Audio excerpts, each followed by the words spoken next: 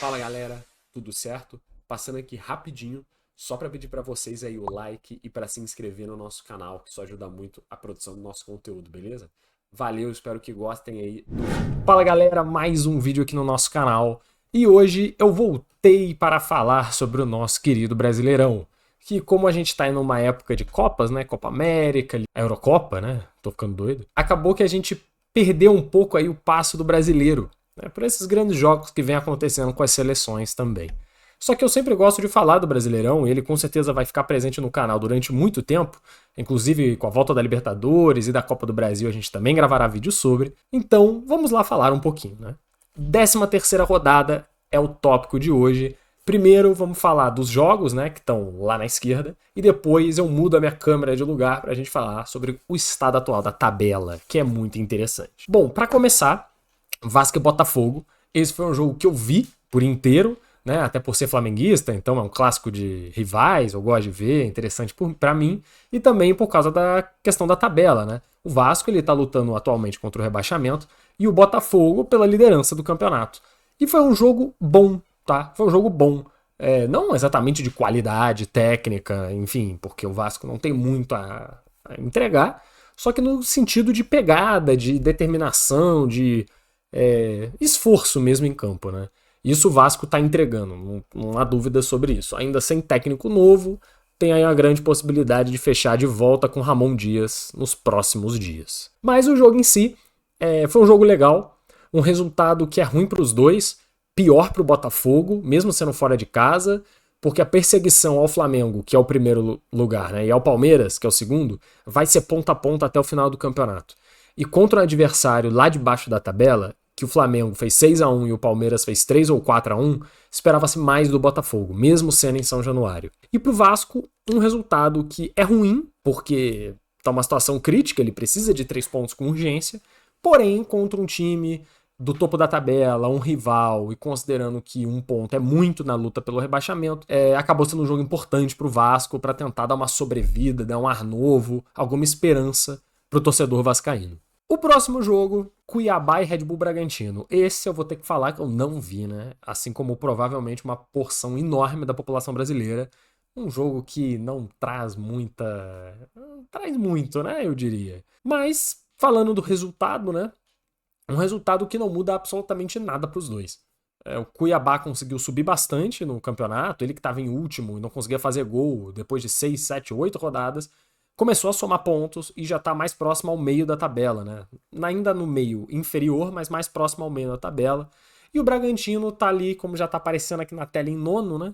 Também é um time de meio de tabela, não tem ninguém muito interessante, o Elinho é um bom jogador, mas não tá sem nenhum craque como já teve, né? Esses times do Bragantino, que já até chegou a disputar título no ano passado. Esse ano não parece que vai ser o caso, vai ser um time que vai ficar ali por volta do 10º lugar, com uma vaga de Sul-Americana, né, na melhor das hipóteses. Já o jogo do Galo, que é o terceiro que a gente vai falar, Atlético Mineiro e Atlético Goianiense, eu vi uma boa parte desse jogo. E, cara, o Atlético Mineiro, ele... Eu não sei exatamente o que está acontecendo com o Atlético Mineiro, sendo bem sincero. A gente está mostrando aqui na tabela até o 9º lugar, e o Atlético não apareceu. Ele tá ali por volta de 11º, algo por aí, que é muito pouco pro nível de investimento que esse time tem e pros jogadores que também tem. Tem Savarino, tem Paulinho, tem Hulk, né, tem o goleiro Ederson. É um elenco excelente. E nos últimos anos ficou lutando por título, inclusive do Campeonato Brasileiro, da Libertadores, da Copa do Brasil. E esse ano se esperava que o Atlético fosse repetir isso. Tá com um técnico novo, né, não é mais tão novo assim, que é o Gabriel Milito, que faz um bom trabalho. No início da passagem dele no Atlético ele fez um excelente trabalho, só que começou a ratear um pouco. Empata alguns jogos, perde outros jogos e o Atlético não consegue sair do meio da tabela. Que nesse estado do campeonato, tá muito longe ainda, né? O campeonato tem 38 rodadas, a gente tem basicamente um terço dele completo. O Atlético ainda pode se recuperar, é fato, só que ele tá ficando muito para trás. E eu digo muito para trás dos primeiros colocados, né? Que são o Botafogo, Bahia, Flamengo, Palmeiras. Ele já tá começando a ficar coisa de 10 pontos para trás. E é difícil no campeonato você buscar tanto assim contra times tão sólidos. Pode ser que o Campeonato Brasileiro do Galo já esteja prejudicado além da conta. Esse empate contra o Atlético Goianiense representa um pouco isso. Um time que até cria, o Atlético Mineiro cria jogadas, cria chances de gol, só que sempre tá cedendo na defesa. A defesa do Atlético não tá sendo sólida, ela tá tomando muitos gols e o jogo entra muito por um fator aleatório. O que você, por exemplo, não vê muito nos jogos de Palmeiras e Flamengo, aleatoriedade.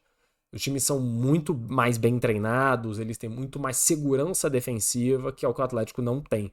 Um teste importante vai ser a próxima rodada contra o Flamengo, também na Arena MRV, para ver se ele tem força para reagir. Vencer do Flamengo é o primeiro passo, né, para você demonstrar essa força de reação. Grêmio e Fluminense é um jogo extremamente interessante, esse eu vi também inteiro, porque são dois times que estão na rabeira.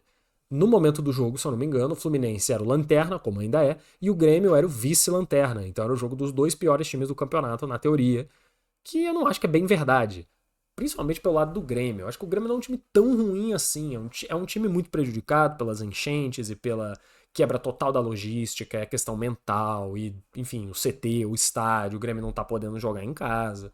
Tudo isso afeta, sim, muita coisa. Só que o time também não joga nada. Ele não tá jogando bola e precisa melhorar muito se quiser fugir do rebaixamento. O Grêmio ainda está nessa disputa do rebaixamento e talvez fique até o final do campeonato. Eu não acredito que vai cair, mas... E o jogo contra o Fluminense foi um jogo de muita ruindade, assim, pouca lucidez, eu diria. Tiveram sim algumas chances, mas o Fluminense, principalmente, ele tem muita dificuldade de jogar. Com o Diniz, né? O Diniz já não é mais técnico do Fluminense, mas com o Diniz, o time ele jogava exatamente de uma maneira, que é o famoso dinizismo, que junta todo mundo num lado do campo, que é onde a bola tá, e faz o jogo fluir através desse agrupamento de jogadores. A questão é que isso não estava mais funcionando. Ano passado até funcionou, né? O Fluminense foi campeão da Libertadores, é verdade. Só que esse ano não estava mais funcionando. Isso desde o início. No Campeonato Carioca, o Fluminense já teve muita dificuldade de performar bem. Tanto que se classificou em quarto, e isso no Campeonato Carioca é o mínimo possível, né? Tudo bem que conseguiram ser pior, né? O Botafogo, por exemplo. Só que foi eliminado pelo Flamengo com 2 atropelos na semifinal. No Campeonato Brasileiro não se encontrou em nenhum momento e na Libertadores passou, mas passou num grupo fácil, né? Então não sei exatamente o que esperar. Esse é o confronto das oitavas da Libertadores também. Vai ser interessante ver nivelado por baixo. É bem verdade. Ainda sem técnico, né? O Fluminense nessa partida. Hoje já foi anunciado o Mano Menezes, que provavelmente vai piorar esse time do Fluminense, porque eu acho ele um técnico bem mediano hoje em dia. Mas é uma quebra do jogo do Diniz, que pode ser o que o Fluminense precisa hoje. Esse jogo de aproximação e de pouca aplicação tática normal, digamos assim, não tá mais funcionando. Vamos ver se o Fluminense pode mudar essa situação, porque é trágica, viu? O Fluminense, se eu não me engano, tem 6 pontos. É uma situação já muito periclitante para o nosso querido Flu. Para seguir aqui com os jogos, vamos colocar aqui quase todos, né? Quase todos estão aparecendo. Já deu para aparecer todos, vamos deixar assim então. São Paulo e Bahia. Um resultado importante para um São Paulo que vinha de alguns resultados esquisitos, como perder para o Vasco da Gama, que não é algo comum, mesmo que, enfim, aconteça de vez em quando. O São Paulo, ele venceu do Bahia, hoje candidato ao título, até então na briga cabeça a cabeça com o Flamengo, agora ficou uns pontos para trás porque perdeu, né? Mostrou força, mostrou que tem sim bola para uma vaga na Libertadores. Eu não acho que o São Paulo vai competir pelo título esse ano, mas dominou o jogo, basicamente do início ao fim. E é isso. E mostrou que tá na briga, tá brigando pela Liberta, não vai ficar no meio de tabela, o que eu acho que é digno desse time. O Zubeldia vem fazendo um bom trabalho no São Paulo. Teve aí uns baixos, mas de maneira geral, um bom técnico fazendo um bom trabalho. O Fortaleza teve uma vitória muito importante contra o Juventude, um duelo bem de meio de tabela mesmo. Muito para reabilitar o Fortaleza nesse campeonato. Ele que nos últimos anos vinha tendo campanhas muito boas, em comparação com as que o Fortaleza já teve na sua história, né? Só que esse ano, de alguns problemas já do início do ano, né? Teve aquele atentado ao ônibus, que de fato deve ter causado alguns problemas ao time do Fortaleza, psicológicos e físicos, né? Tiveram alguns jogadores que ficaram fora durante algumas partidas por lesão causada pelos ferimentos e também chegou a perder o Galhardo, que pediu para sair do Fortaleza. Isso obviamente afeta o clube como um todo, mas ele parece que já está se recuperando e voltando a um patamar esperado, que é pelo menos ali um meio de tabela lutando, quem sabe, por uma vaga num G8, num G7. Isso que se espera do Fortaleza hoje. E ganhar do Juventude demonstra isso, né? É um jogo difícil, mas com uma vitória muito importante. Já no Vitória Atlético Paranaense, no fundo esse é um resultado esperado, né? Mas o Vitória, ele vinha mostrando força no Barradão, vinha mostrando algum nível de competitividade, principalmente jogando em casa, vinha de resultados razoáveis, está fora da zona de rebaixamento, o que na minha opinião é um feito para o Vitória, um time que acabou de subir da Série B, né? A tendência dos times que sobem na Série B é caírem novamente, a porcentagem é muito alta, e perdeu para o Atlético Paranaense, que é um time que no início do campeonato estava até dando pinta de que ia competir pelo título, mas agora já caiu um pouquinho e tá dando, na verdade, pinta de que vai competir pela Libertadores.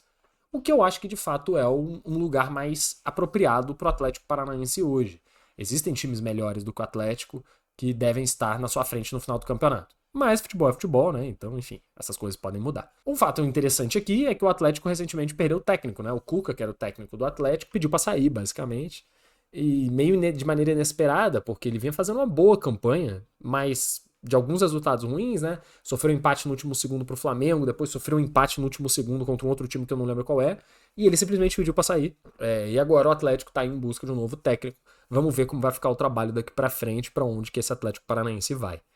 O Vitória continua lutando por qualquer ponto para se livrar do rebaixamento. Esse era o campeonato do Vitória desde o início, todo mundo sabia. Não conseguiu somar pontos, o empate seria muito importante, mas segue o jogo, ainda tem mais campeonato pela frente. Flamengo e Cruzeiro, um jogo extremamente importante do líder do campeonato, que é o Flamengo, que vencendo do Cruzeiro em casa, manteve essa liderança assegurada por mais uma rodada, e de um Cruzeiro que vinha muito forte. Talvez uma das campanhas mais surpreendentes do ano seja do Cruzeiro. Ninguém esperava que ele fosse estar lutando por Libertadores, e ele está. Né? Achava que o Cruzeiro ia ficar lá mais para baixo, aí, perto de onde a gente está vendo aqui, 13º, 14º. Não é verdade.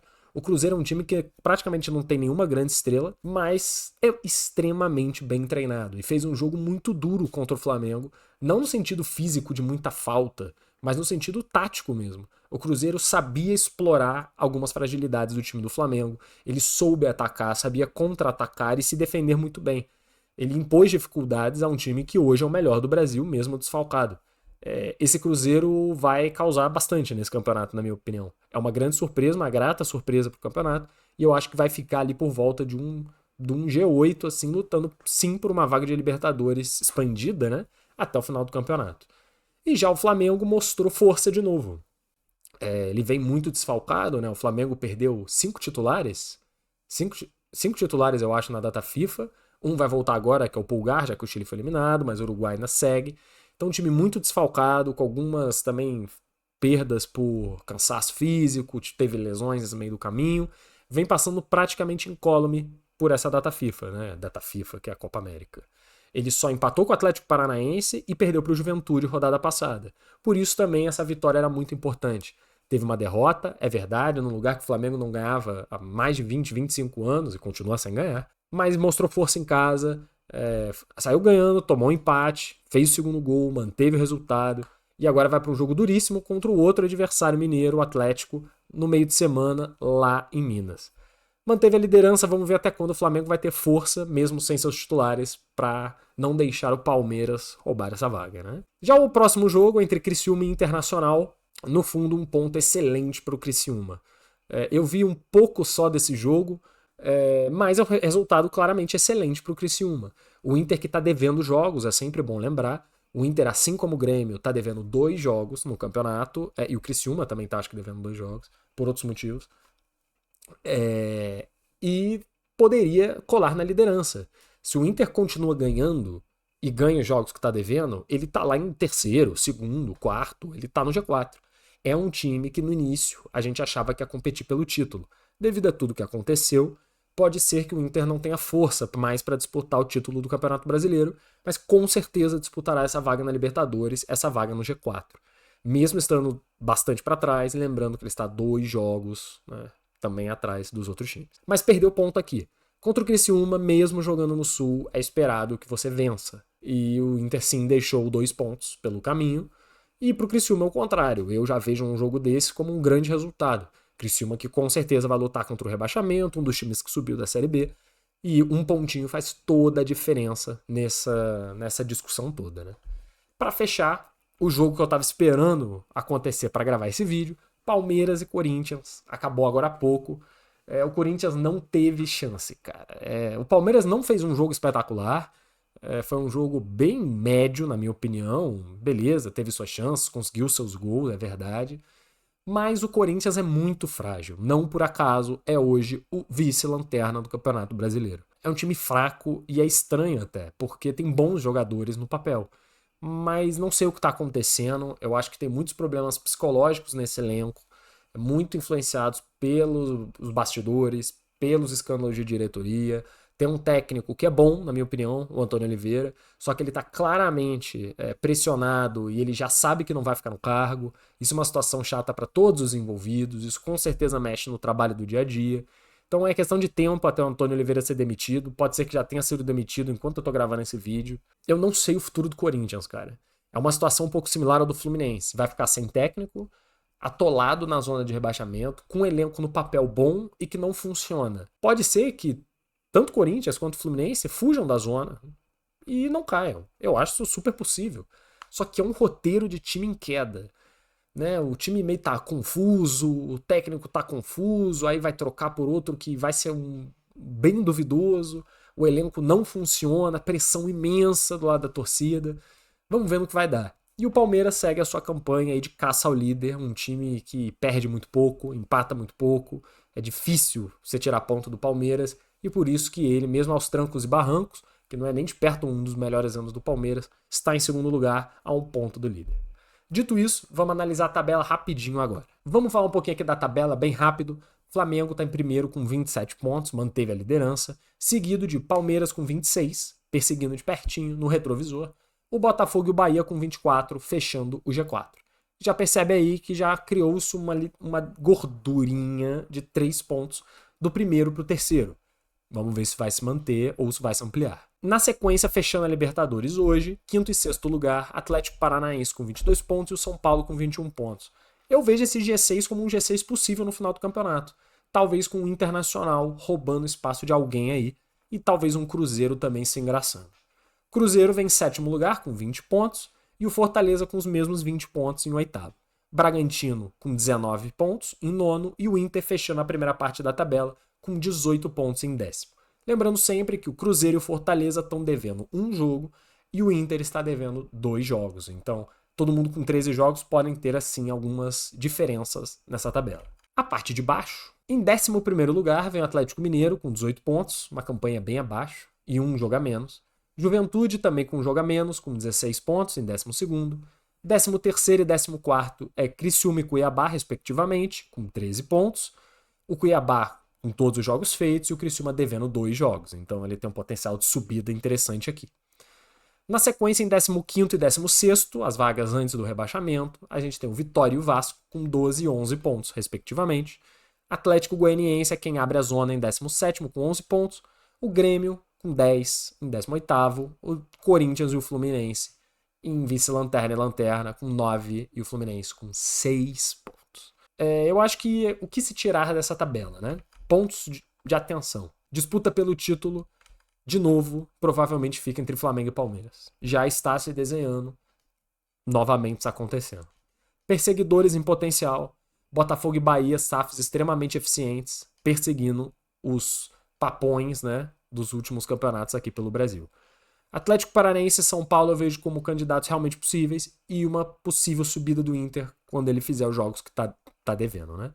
Cruzeiro, para mim, é a melhor campanha no sentido de inesperado do campeonato. Não há dúvida que o Cruzeiro em 7º lugar ninguém imaginaria em um cenário normal.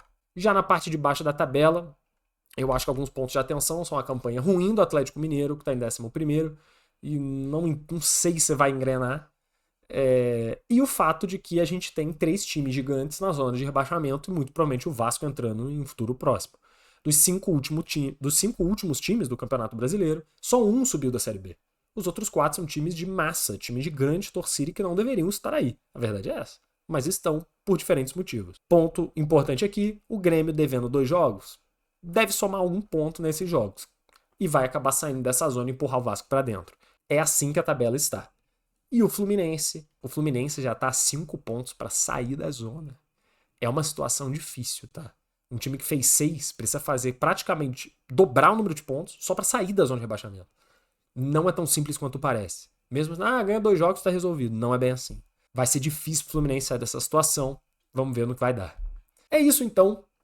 Tá entregue aqui a nossa análise da 13ª rodada do estado atual da tabela do Campeonato Brasileiro. Eu vou trazer esporadicamente, né, uma análise do Brasileirão, não vou conseguir trazer de todas as rodadas, até pelos outros conteúdos que a gente está lançando, mas eu espero que vocês gostem também. Eu, pelo menos, gosto de fazer essas análises rápidas sobre o Campeonato Brasileiro, porque, querendo ou não, é o que a gente vê toda quarta e domingo, né? Então é bom sempre estar de olho, eu me interesso, é uma coisa legal, espero que vocês gostem também. Fiquem de olho aí nos nossos próximos vídeos, vai ter vídeo praticamente todo dia. Agradeço muito pelos views, estamos chegando a 500 inscritos, então se você conhece alguém que não é inscrito no nosso canal, recomende para que ele se inscreva e a gente consiga bater essa nossa meta, beleza? Muito obrigado pelos views de todos e até a próxima.